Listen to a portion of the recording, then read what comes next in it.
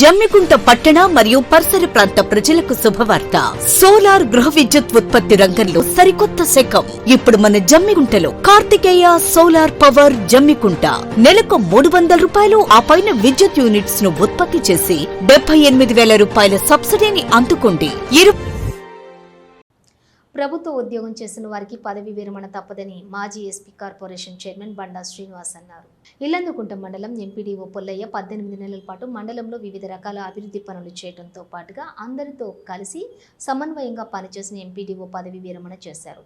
హుజూరాబాద్ పట్టణంలోని ఓ private function హాల్లో పదవి విరమణ కార్యక్రమం జరగగా ఇల్లందుకుంట మండలంలోని మాజీ ప్రజాప్రతినిధులు, నాయకులు, కార్యాలయం సిబ్బంది పదవి విరమణ పొందుతున్న ఎంపీడీఓ పొల్లయ్యను శాల్వా, పూలమాలతో ఘనంగా సన్మానించారు. ఈ సందర్భంగా పుల్లయ్య మాట్లాడుతూ ఇల్లంతకుంట మండల కేంద్రంలో పనిచేసిన కాలంలో కార్యదర్శులు, వివిధ శాఖల అధికారులు సమన్వయంతో తనకు సహకరించి మండలం అభివృద్ధి చేసేందుకు కృషి చేశారని వారందరికీ ప్రత్యేక ధన్యవాదాలు తెలియజేశారు.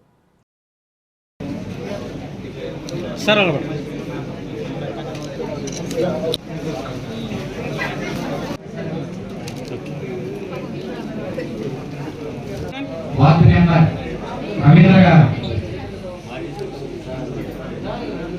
మాజీ సర్పంచ్ కూడా ఒక డౌట్ ఉంది నాకు. ఎందుకైనా మంచిది, నా జాతి బిడ్డ ఎక్కడైనా చిన్న పొరపాటున ఎవరైనా వచ్చినా రాకుండా నేనైతే పాల్గొనాలని చెప్పి నేను రావడం జరిగింది. ఇది ఒక అందుకు బాధైనప్పటికీ నేనైతే వారు తర్వాత మేడం గారు, మీరు నాకు యాక్చువల్గా ఎంపీడీఓ కంటే మాకు గ్రామంలో ఎక్కువ పరిచయం. వారు సీరియస్ గా వాళ్ళిద్దరు ఎవరిని చూడకుండా వాళ్ళు ఫస్ట్ వచ్చి ఎన్ని రోజులు నడవాలో అని నడుస్తూ ఉంటారు.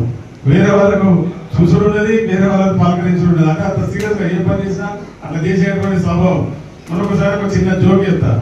అంటే మంచిగా అందరితో పిల్లాపతో కలపాలని చెప్పి కోరుకుంటూ, మీ అందరు కూడా సార్ కొరకు వచ్చిన ఎక్కువ శాతం నాకు తెలిసి బంధువులు ఎక్కువ వచ్చినట్టున్నది.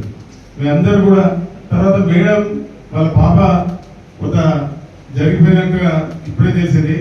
ఇక్కడ మేడగానే అక్కడ 5-6 కట్చెప్పులు పెట్టి ఇట్లా తోడుస్తూ ఉన్నారు. నిజంగా నాకు చాలా బాధ అయింది. ఎందుకంటే అల్లాపుదులు పెంచుకున్నటువంటి పాప ఉన్నట్టు ఈ రోజు ఉంటే బాగుంటుండే, నా పాప ఉంటే ఈ రోజు బాగుంటుండే అనేటువంటి ఒక ఆలోచనలో మేడం వేస్తా ఉంది. మేడం ఇట్లాంటి ధైర్యం తెచ్చుకోవాలి. ఇంకా పాప కూడా ఉన్నాడు కాబట్టి మీరు రానున్న రోజుల్లో కూడా ధైర్యంగా ఉండాలని చెప్పి మనస్ఫూర్తిగా కోరుకుంటూ సెలవు తీసుకుంటున్నా. జై తెలంగాణ.